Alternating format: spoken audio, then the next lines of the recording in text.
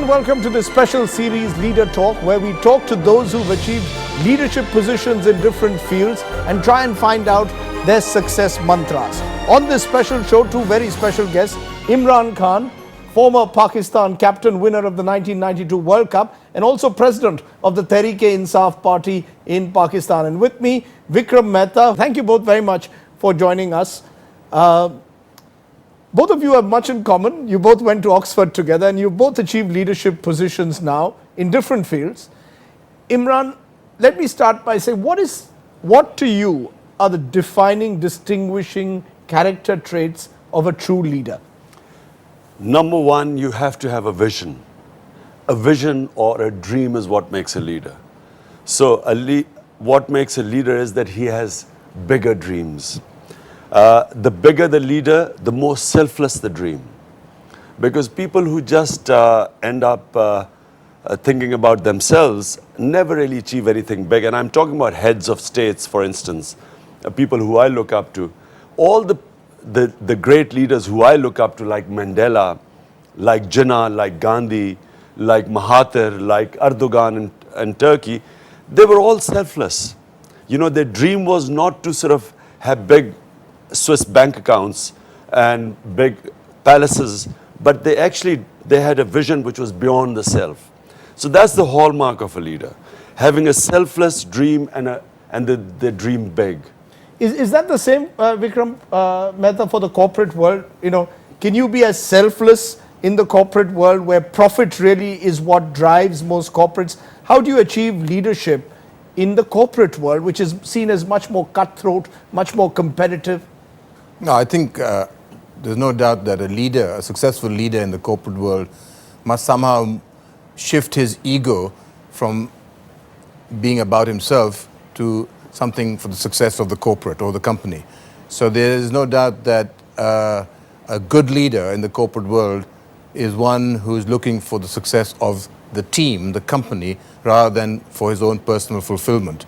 But obviously going beyond that, and that point I share, a good leader needs, of course, a great strategy, but he also needs to have the skills to be able to put the right people in the right place at the right time. And he needs to be able to drive a strategy that has coherence and consistency. You know, the word that you mentioned was team, being someone who can lead a team, thinking constantly about a team. Now, Imran, you led 11 cricketers of a Pakistani team to World Cup glory.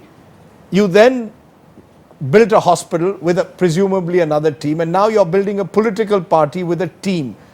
How do you inspire the members of your team to achieve the kind of vision that the leader has? So the most important thing is to sell your dream.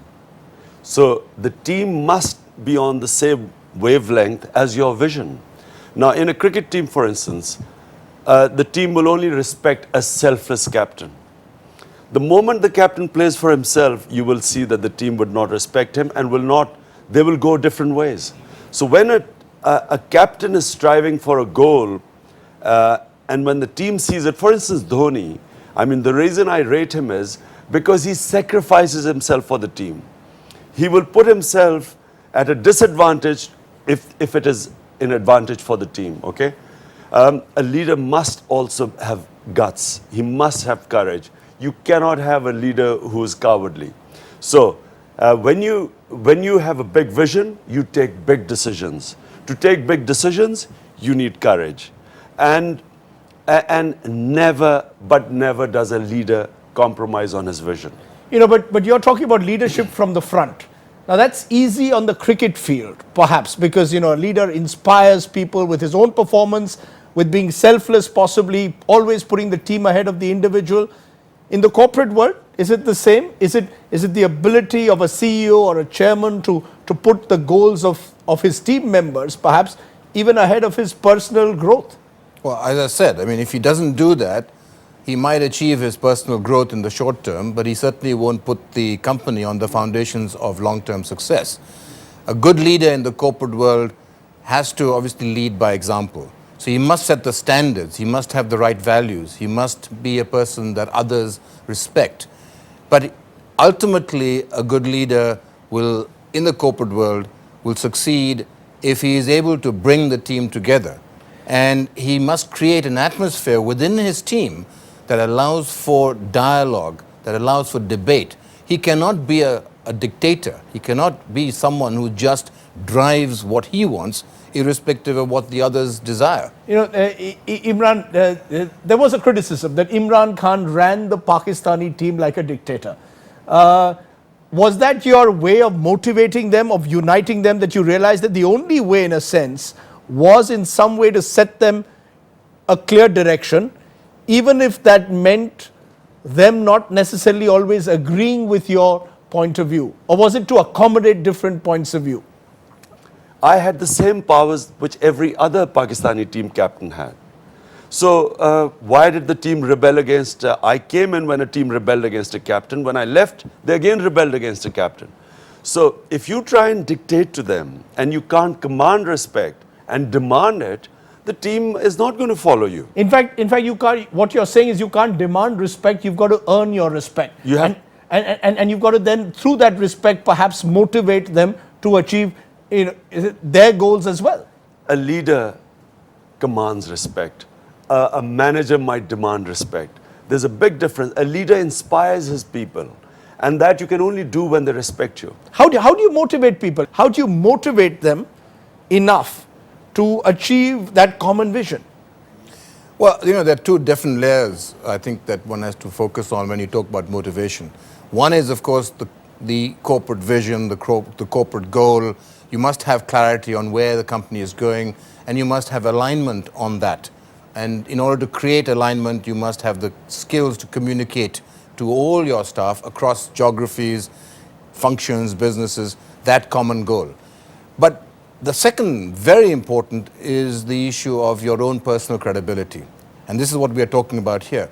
A good leader is, and a leader that's going to actually motivate people is one who leads from the front, who leads with example, whose integrity is unquestioned. The team trusts you. They trust you because of your personal credibility. Your personal credibility, in a sense, becomes your badge of honor. Yeah, and you see, his badge of honor is not just his professional will to excellence. His badge of honor is also his personal character. A man who is personally humble, in my view, who has the values that others empathize with, who doesn't put his ego in front of the corporate goal, is a man that others will respect. You don't have to be a rock star to be a good leader. You don't have to be a celebrity to be a good leader. You have to be a person who is somebody that others feel is one of their own. Many leaders are seen to be individuals at times. When things go wrong, they tend to pass the buck. Now, a true leader surely cannot pass the buck to the others. He's got to take responsibility for all decisions. No, I think that there are two traps that leaders fall into in the corporate world, and maybe even in the field of sports or in the social world. One is what you could call the status quo trap. The trap which is that you are afraid, the act of commission is often seen to be more risky than the act of omission. You prefer to do nothing rather than to do something and then to face the criticism if that something goes wrong. So you prefer the status quo. And the other trap is what we would call the sunk cost trap.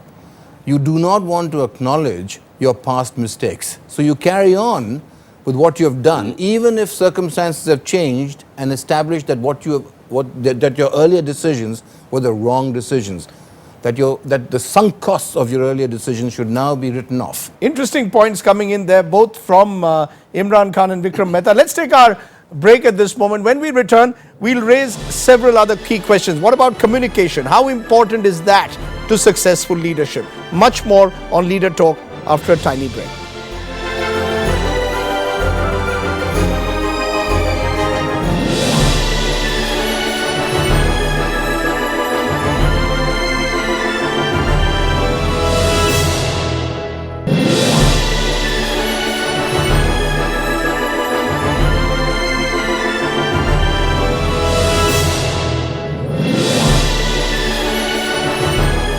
Welcome back once again to Leader Talk, where we are bringing together people from different fields, leaders from different fields, to share their success mantras. Let's just look at politics, because there's a feeling that the subcontinent doesn't throw up real leaders anymore in the field of politics. You mentioned inspirations like Gandhi, Mandela. Why is it that you believe that there is a leadership vacuum when it comes to the subcontinent? What do political leaders really need to really become true leaders? Look, why were Mandela's and Jinnah and Gandhi, why were they great leaders, Nehru? Because, they were not career politicians. The problem is, everywhere in the world, mostly you have people who have a career in politics. And they're not in politics for some higher goal. So they make compromises for their career. And they can never be big leaders. A leader, and this is the same problem with Pakistan and India. Look at the quality of leadership here. Clearly that the subcontinent needs peace. It needs a strong relationship between its neighbors. So we stop spending on arms and spend on our human beings. This is the number one priority of the subcontinent. But we don't have the leaders who can think, who have the vision for the long run. So they get embroiled in short-term point scoring, and we are getting nowhere. Okay, there's the part of sharing your vision as well, but that requires communication. How critical is the ability to communicate what you stand for, your core values? Is that part of the problem why even the corporate world doesn't tend to throw up great leaders anymore? Communication is a critical factor for successful leadership. In today's world, where change is arguably the only certainty, a leader must be able to communicate to his staff or to his political constituency what are the critical issues, what should we carry on with, what are our goals, what should we stop doing.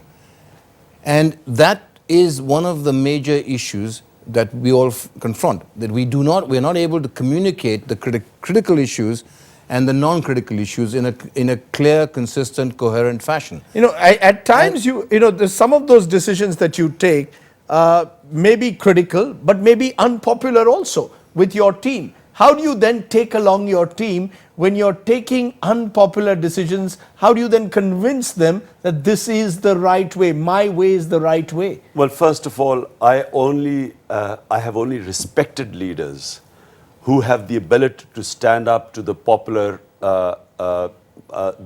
opinion. So they do not run their policies through opinion polls. They do it through their vision. And that is a huge difference. I've seen, I've watched the American leaders, and sadly, their decisions are dictated by public opinion. The leader is supposed to lead the public. He's not supposed to be following the public opinion. And there are very few people like that. But you need to have convictions and a vision to be able to do that. If you do not have a vision, there's a saying in Alice in Wonderland that if you don't know where you're going, every road takes you there.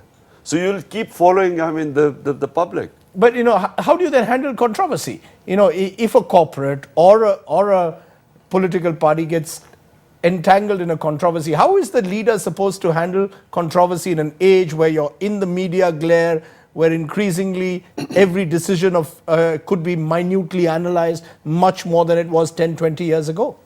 I think only one of the most effective ways of handling controversy is to be true to yourself and to be able to communicate the fact that you may have indeed perhaps made a mistake, or that you admit to the changes that are required in order for you to handle that particular controversy.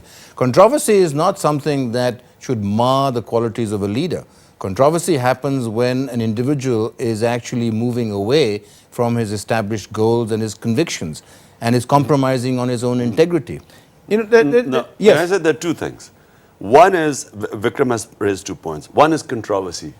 A great leader is always controversial. You can't be, a goody-goody and going wherever everyone wants to.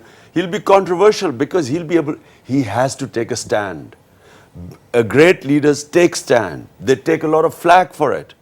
But that's the hallmark of a leader. And secondly, the second point you raised about compromise. It's the level of compromise that determines the quality of leader. A leader will compromise for his goals. He will never compromise on the goals, Big difference. You know, I want to raise the, yes. No, yes. just one more, just to add to that, because the one reason why we have controversies also is that we're in a world of rapid change. We're in a global, connected world, but which is still very local in one sense. So at least in the corporate world, you know, you have businesses that are global but are required to act local. And in that sort of that dilemma, you create a sort of controversial issues. So controversies happen because of change also. You need to be able to make that change to transform your business in a manner that is as effective as if you were carrying on the business without change. Let me just lighten the mood a bit. How does a leader then balance work and leisure? Because leadership often becomes totally consuming. If you have this vision which is grand and you want to sort of do it 24/7, how does a leader balance work and leisure, particularly someone like you, Imran, who's led this rather full life over the last several years? I think time management is one of the greatest qualities of a leader. If you can't manage your time, I mean, in my case, there's so many things going. If I cannot manage my time, it means it reduces my effectiveness. And so I began to develop teams. So I'm running three things. I'm running the biggest charitable institution, a cancer hospital, and building a second one. I've started a university. And my party is the fastest growing political party in Pakistan now. So I have to have a very good team which then manages. And then, of course, the flood relief, I have set up a separate charity for that. So how do you handle the stress that comes with it? How do you make time for yourself? So to have good teams, you have to have the ability to have good teams and then delegate. You know, this thing about a centralized leader running the whole show, it means very poor leadership. The ability to delegate and then having the experience over the years to run those teams. Okay, final word, Vikram. Word to both of you. In fact, first you, Vikram. What's the advice for young people today who want to be leaders? If there was one thing that you'd like to tell them out of all that we've discussed that they must prioritize, what would that be?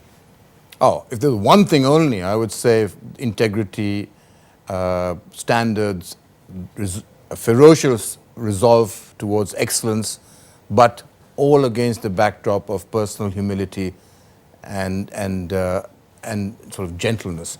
Imran, one piece of advice for today's young who'd like to be an Imran Khan. Have a big dream, selfless dream, and never give up on that dream. You only lose when you give up. You only lose when you give up. On that philosophical note and sobering thought, Imran Khan, Vikram Mehta, pleasure to have you share your thoughts on leadership. That was Leader Talk with Vikram Mehta and Imran Khan. Over the next few weeks, we'll have several others sharing their thoughts on what makes a true leader. Thanks for watching.